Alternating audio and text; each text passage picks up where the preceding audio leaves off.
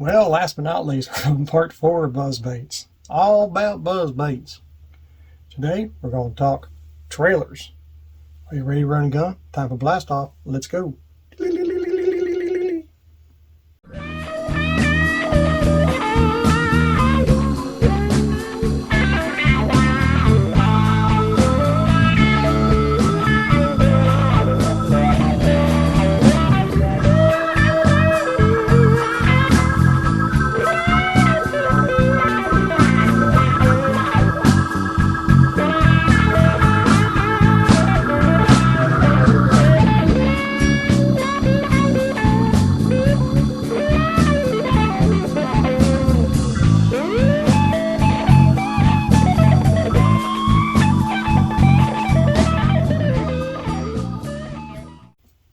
Hey guys, Todd here with you. Welcome back to Bassin 101 Trailers. This is going to be kind of short because I'll be honest with you, I don't use trailers.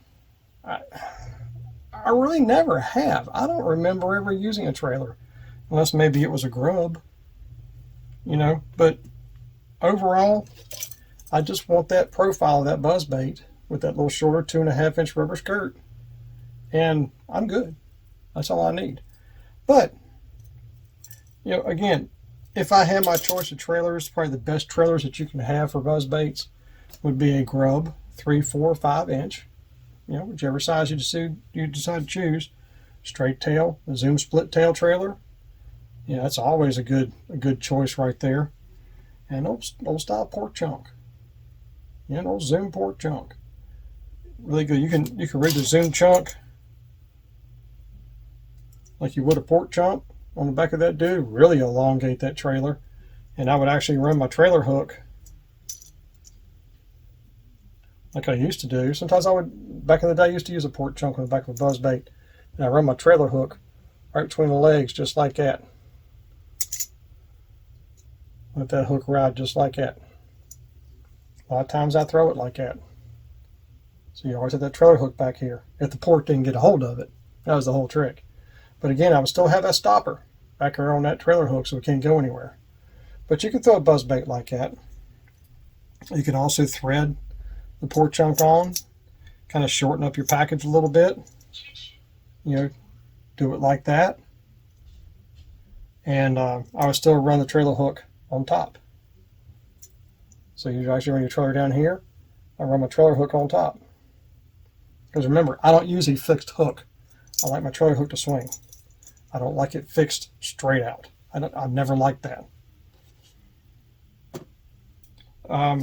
As far as the split tail trailer, again, split tail trailer on that dude, I'd leave the hook right up on top. Now, that's another way of doing it. Same thing for a grub. I would thread on a grub, but now a grub, thread it tail down. When this curl tail goes like this, you want that to go down and away from that spinnerbait, because then it will stay out of the way of your trailer hook. If you read that grub upwards like this, you'll get caught in a trailer hook every time. It also never hurts to thread that grub where it goes downhill just a little bit too, off that hook, kind of like that, so it really stays away from that trailer hook and the grub tails down on this side. Very, very important tip right there. If you want to throw a grub on a buzzbait, that's what it is. Do I ever throw a buzzbait with like a creature bait or something like that, like you see a lot of the pros do nowadays with no skirt, just a creature bait? Never. I have no confidence in that, so I don't do it. I'd soon throw an old style buzzbait. With a skirt and a trailer hook. Because you don't know what it represents. Bass don't know what it represents. All it does is it pisses them off and they hit it. That's all I can tell you. You're either going to have a where the buzzbait just disappears, or you're going to have Regardless, don't set the hook until you feel the fish. If that bass hits that thing and you don't see the buzzbait, you're constantly running, you don't feel them, start cranking and pull with everything you've got because he's running to you. So Reel and pull with everything you have. Really, don't set the hook. Sweep that rod like you would a Carolina rig. Because if you've got two hooks on here, a trailer hook and this main hook, and you've got them razor sharp, you'll pin that fish. Okay, so don't worry about that. Also, don't horse a bass in on a buzzbait. That's how you bend the frames. And you're bringing the fish in green. You don't want that. Remember, he hits that thing out of anger.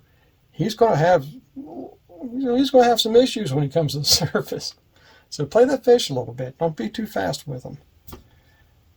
The reason that you use trailers is two reasons. One, you're trying to enlarge the profile of your bait to give a bigger target and to slow it down.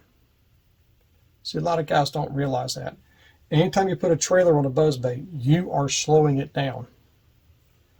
Because this is plastic, it has a flotation to it.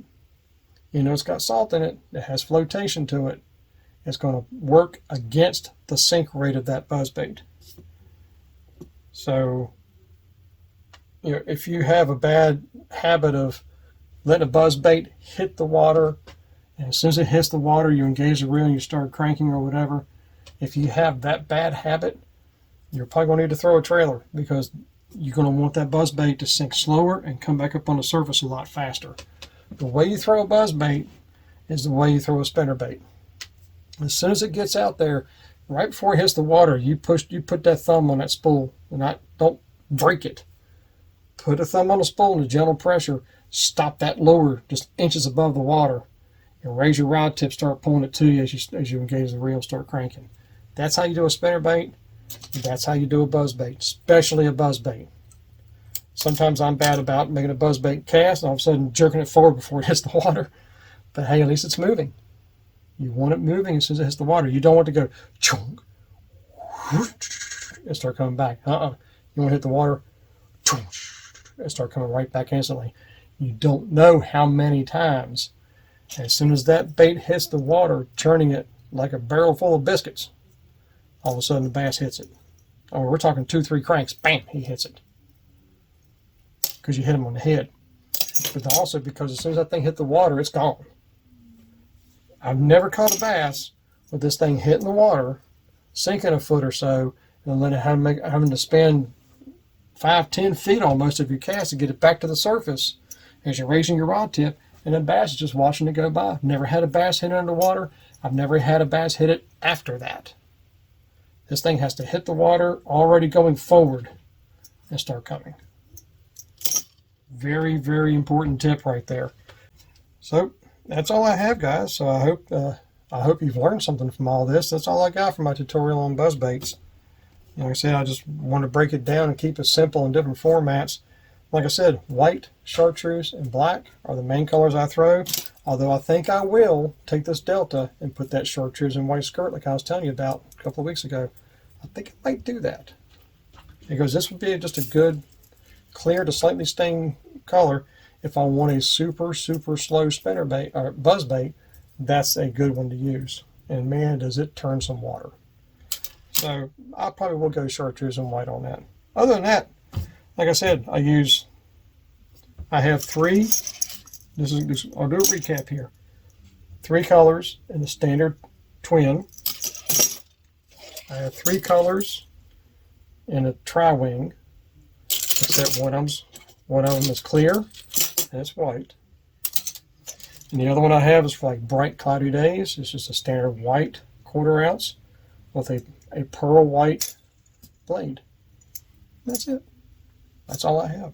And I've told you when I use them, how I use them, and everything else. So that's all I have, guys. One more thing I want to throw out there as far as tackle. Tackle is very simple. Of course, as you know, these are all casting rods. Medium or medium heavy, it's your choice. It's how you fish them. 6, 6.5, 5.5, 8 foot. Again, your choice. Fiberglass, graphite. It's what you're comfortable with. Reels. It's what you're comfortable with. I'll be honest with you. If I'm throwing my pistol grips, I've got a 5-to-1 in my Daiwa PS10s. But if I'm throwing, something that's got a little bit longer handle on it, I do like my older Daiwas that have the 3.8-to-1 because it really helps me control that buzzbait a whole lot better than even a 5-to-1, because I'm not a fast fisherman. I'm kind of a slow as you go, patient kind of fisherman.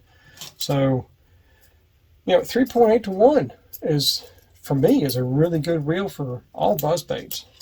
But I've thrown them on 7-to-1s too. I think that's a little overkill though. You're having to think a little bit too much on that. But you can do it. I've done it. But like I said, 5-to-1, 3.8 to 1, 6-to-1. The gear ratio is yours. That's your choice. It's what you like to throw. I'm not going to tell you that 3.8 to 1 is better than a 7 or better than an 8, because it's what you like to throw. Just remember, on a buzzbait, I don't know, I could probably count on one hand how many bass I've caught burning a buzzbait. Everything else is just a standard, normal retrieve, or even slowed down. So that's all I got, guys. I hope you enjoyed this, and until next time, may the Father bless you and keep you in Yeshua's name, and as always, fish on. Let me try that again.